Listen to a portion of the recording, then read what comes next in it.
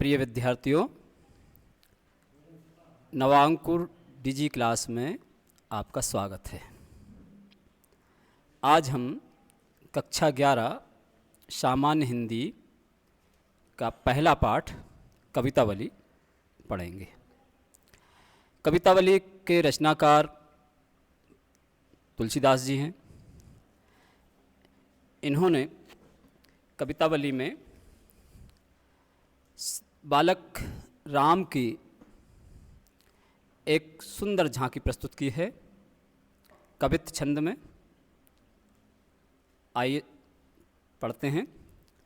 अवधेश के द्वारे सकारे गई, सुत गोद के लय भूपति लय निकसे। अब लोक हों सोच विमोचन को, ठगिसी रही जेन ठगे धिक से। तुलसी मन रंजन रंजित अंजन, नैन सुखंजन जातक से। सजनी सस में समशील उभय, नवनील सरोरुह से विकसे। इसमें एक सखी अन्य सखी से कहती है कि हे सखी, मैं आज सुबह सुबह राजा दशरथ के दरवाजे पर गई। अवधेश के द्वारे, अवधेश माने जो अयोध्या के राजा हैं, राजा दशरथ के द्वारे माने दरवाजे पर सकारे गई माने अत्यंत सुबह सुबह गई। सुत गोद के भूपति ले निकसे, तो उसी समय क्या हुआ, राजा दशरथ अपने बालक को गोद में लेकर, सुत गोद के भूपति ले निकसे, गोद में लेकर के महल से बाहर आए। और अब लोक हों सोच विमोचन को, ठग सी रही। जैसे ही इस सखी ने बालक राम की छवि को अवलोक, अवलोक माने देखा, हों सोच तो मैं सोच में पड़ गई। विमोचन, कैसे सोच में पड़ गई, विमोचन को कि नेत्रों को बंद करूं या न करूं। विमोचन माने नेत्रों को बंद करना। इस सोच में पड़ गई कि नेत्रों को बंद करूं या एकटक निहारती रहूं। ठगी सी रही, मैं उन्हें देखकर ठगी सी रह गई, अर्थात उनके ऊपर इस तरह से अभिभूत हो गई कि वो अपने नेत्रों को बंद नहीं कर पा रही है। सखी उनको निहारती रह गई है। और कहती इतना ही नहीं, जो इस रूप को देखकर माने बालक राम की छवि को देखकर जो इस तरह से मोहित नहीं होते, जो न ठगे, धिक से उन्हें धिक्कार है। ऐसा सखी अन्य सखी से सुनाती है। तुलसी मनरंजन रंजित अंजन, तुलसीदास जी कहते हैं कि राम का रूप जो है वो मन का रंजन करने वाला है, मन को आनंदित करने वाला है। रंजन मन होता आनंद, मन को आनंदित करने वाला है। क्यों? रंजित अंजन, उनके नैन, राम के नेत्र अंजन काजल से रंजित लगा हुआ है। काजल लगे हुए माने काले नेत्र, उनमें काजल लगा हुआ है। तो वो नेत्रों की शोभा ऐसी बढ़ गई है, कैसी, सुखंजन जातक से, जैसे सुखंजन पक्षी हो, उस पक्षी का जो बच्चा हो, उस पक्षी के बच्चे के जैसे नेत्र होते हैं, ऐसे नेत्र राम के उस काजल लगने के कारण हो गए हैं। और उस काजल लगे नेत्रों को देखने से मन रंजित होता है, ऐसा तुलसीदास जी कहते हैं। तुलसी मनरंजन रंजित अंजन, नैन सुखंजन जातक से। सुखंजन एक अत्यंत सुंदर पक्षी होता है। आप लोगों ने शायद इस पक्षी को अब इस परिवेश में नहीं देखा होगा। ग्रामीण परिवेश में ये पक्षी, इसको बुंदेली में कौड़ीला भी कहते हैं, जिसके शरीर पर कुछ धब्बे धब्बे से होते हैं। ये पक्षी अत्यंत सुंदर होता है, इसके नेत्र बड़े प्यारे होते हैं। तो राम के नेत्रों की तुलना तुलसीदास ने सुखंजन पक्षी के बच्चे से की है, और इस कारण से राम के नेत्र अत्यंत सुंदर लग रहे हैं। सजनी शशि में समशील उभय, नेत्र कैसे लग रहे हैं, आगे उपमा दी गई है। वो कहती है सजनी, हे सखी, शशि में चंद्रमा में, समशील उभय नवनील सरोरुह से विकसे। जैसे चंद्रमा में दो नीले रंग के कमल, नीले रंग के कमल, कमल तो लाल रंग का होता है, लेकिन यहाँ नीले रंग के कमल, नवनील सरोरुह, सरोरुह माने होता कमल, ऐसे नीले रंग के कमल, नील कमल जिस तालाब में खिल गए हों। सरोरुह, सर मानो तालाब, तो तालाब में जैसे नीले रंग के दो कमल खिल गए हों, ऐसे राम के मुख पर उनके दो नेत्र शोभित हो रहे हैं। तुलसीदास ने अगली उपमा दे दी। तो राम का रूप देखकर उस सखी अत्यंत मोहित हो गई है। बालक राम जो कि राजा जनक दशरथ के गोद में हैं और उनकी सुंदरता आगे है। पग नूपुर औ पहुँची कर कंजनी मंजू बनी मनिमाल हिये। उनके पैरों में, माने राम, बालक राम के पैरों में नूपुर मन घुंघरू हैं, यानी पाजेब है और पाजेब में घुंघरू हैं। और पहुँची, और उनके हाथों में पहुँची। पहुँची एक तरह के हाथों में छोटे छोटे कंगन टाइप होते हैं, बच्चों को पहनाए जाते हैं, उन्हें पहुँची कहते हैं। पहुँची एक तरह का आभूषण हुआ करता था पहले, और अब ये आभूषण प्राय देखने को नहीं मिलता है, छोटे बच्चों को भी पहनाया जाता है, उसे पहुँची कहते हैं। पग नूपुर और पहुँची कर कंजनी मंजू बने मनमाल हिये।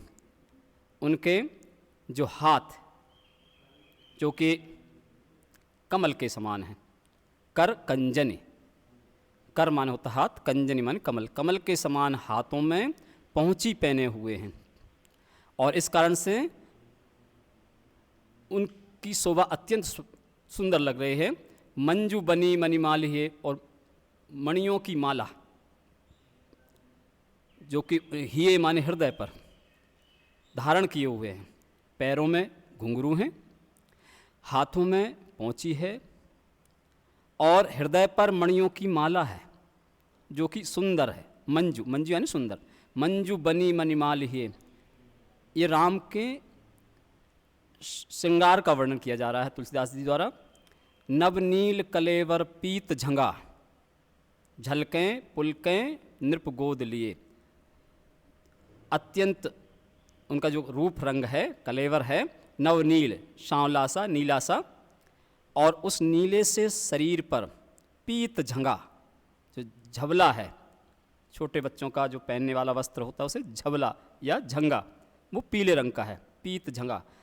इस कारण से झलकें, झिलमिला रहा है, पुलकें, तो पुलकित हो रहे हैं देखकर।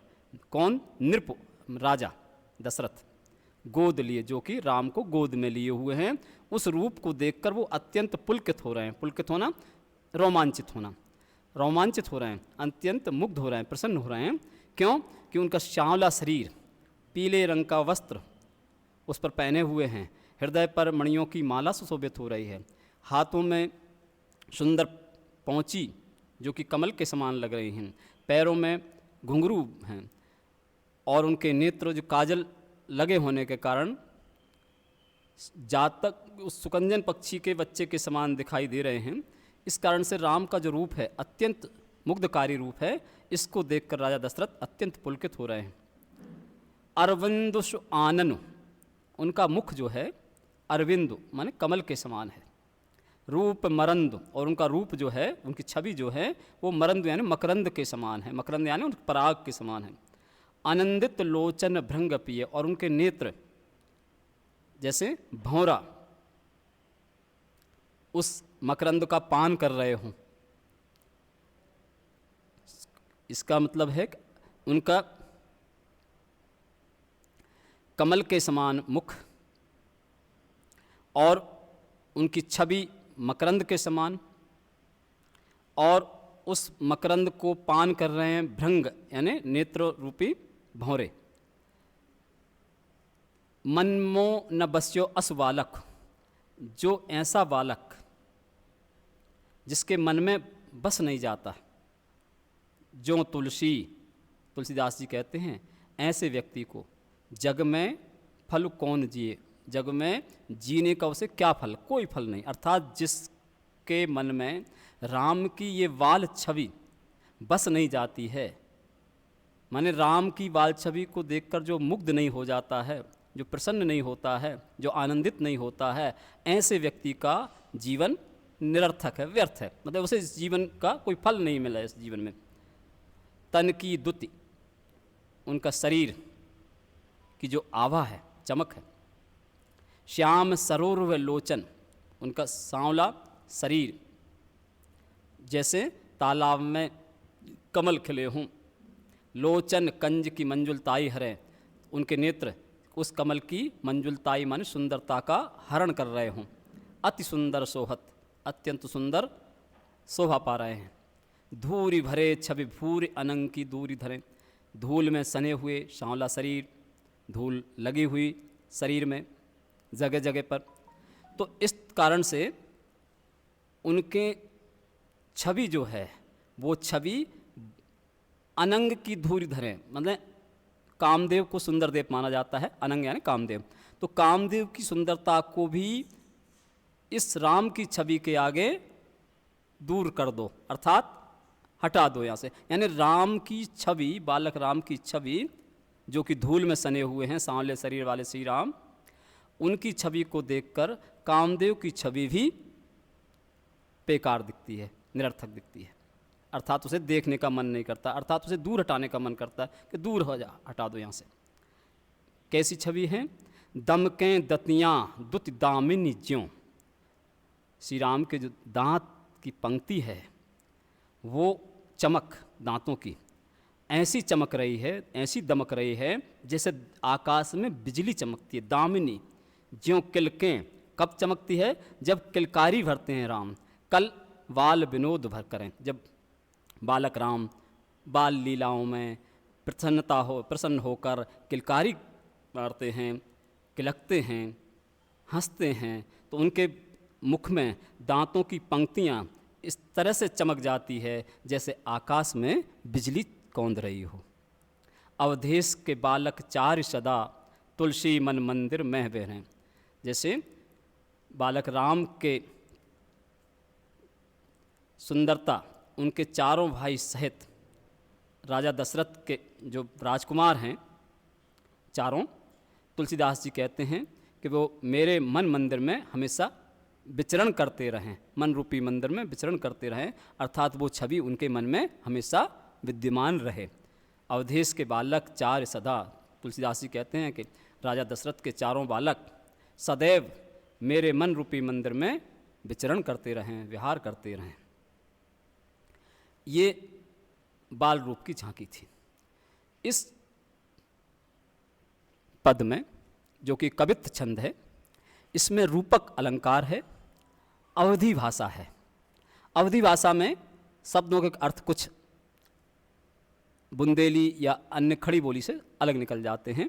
इस कारण से कहीं कहीं कोई शब्द में कठिनाई समझने में आ सकती है, तो जहाँ कठिनाई हो पूछ सकते हैं। अगला छंद है बाल लीला। बच्चों की यहाँ जो क्रीड़ाएँ करते हैं बचपन में, जिन्हें देखकर माता पिता आनंदित होते हैं, यहाँ राम की ऐसी एक लीला का वर्णन किया गया है।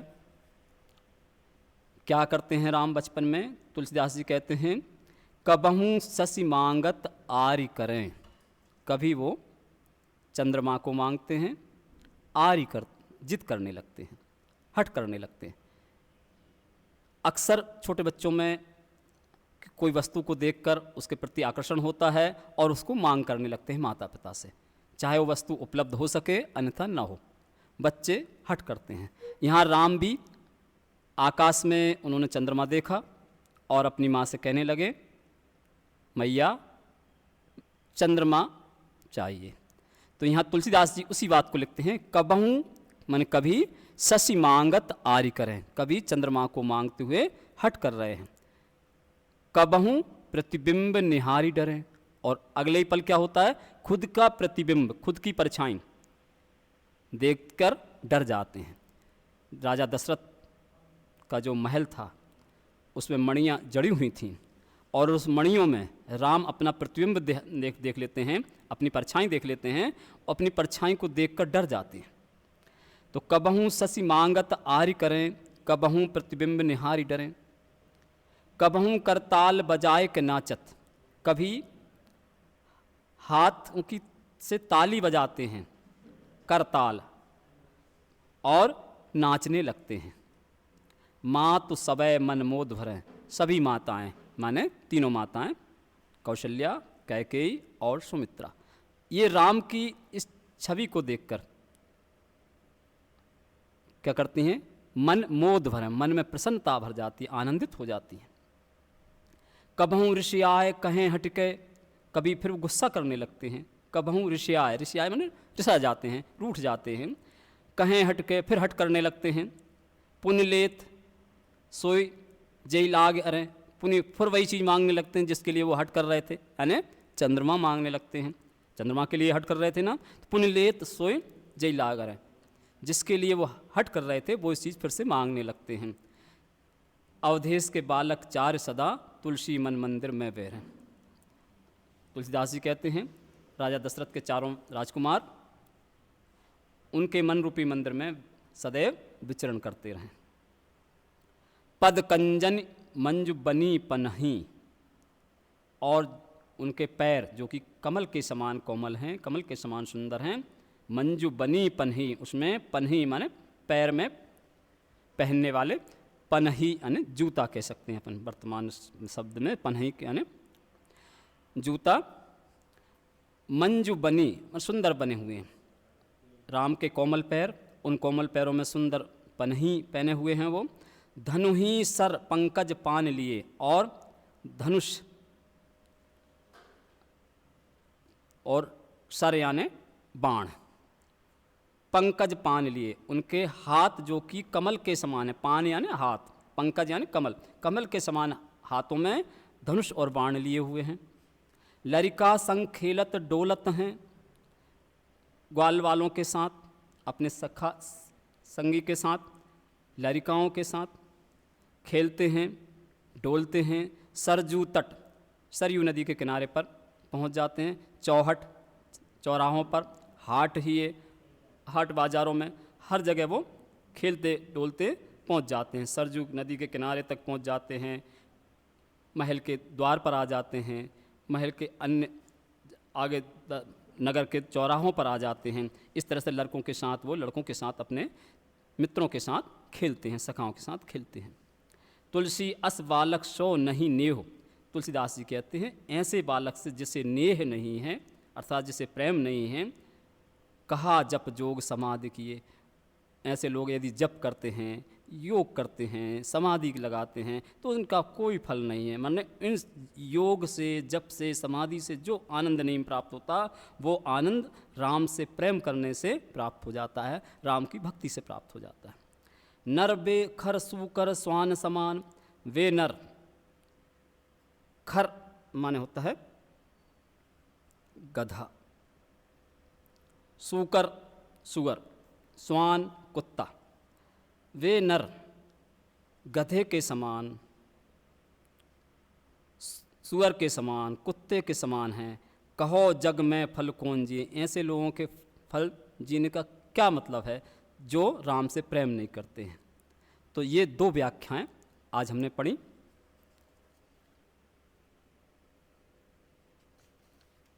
और अब इन पाठों के प्रश्नोत्तर। कवि तुलसीदास ने किसके बाल स्वरूप का वर्णन किया है? अत्यंत लघु उत्तरीय प्रश्न है, आप समझ गए होंगे किसके स्वरूप का वर्णन किया गया है। दूसरा, बालक राम की दंत पंक्ति की चमक की उपमा किससे की गई है? उनके दांतों की पंक्ति, राम के दांतों की पंक्ति की चमक किससे उसकी तुलना की गई है, ये भी आप समझ गए होंगे। बालक राम किसको देखकर डर जाते हैं? ये अत्यंत छोटे छोटे प्रश्नों के उत्तर हैं। ऐसे प्रश्नों के उत्तर हमें 30 शब्दों में देना चाहिए, क्योंकि बोर्ड द्वारा 30 शब्दों के लिए 2 अंक निर्धारित होते हैं। 15 शब्द का आंसर होगा, 1 अंक निर्धारित होगा। तो 30 शब्दों में ऐसे प्रश्नों के आंसर देने का प्रयास करना चाहिए।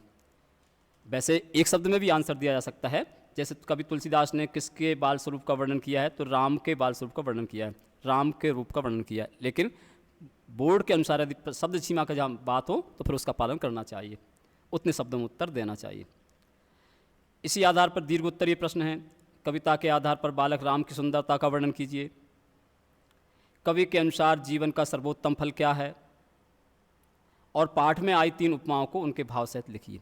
यहाँ ये दीर्घ उत्तरीय प्रश्न है, इनकी शब्द सीमा 45 से 75 शब्द सीमा होनी चाहिए। ऐसे प्रश्न 3 अंक में पूछे जाते हैं। तो इन प्रश्नों के उत्तर आप जुटाएंगे। धन्यवाद।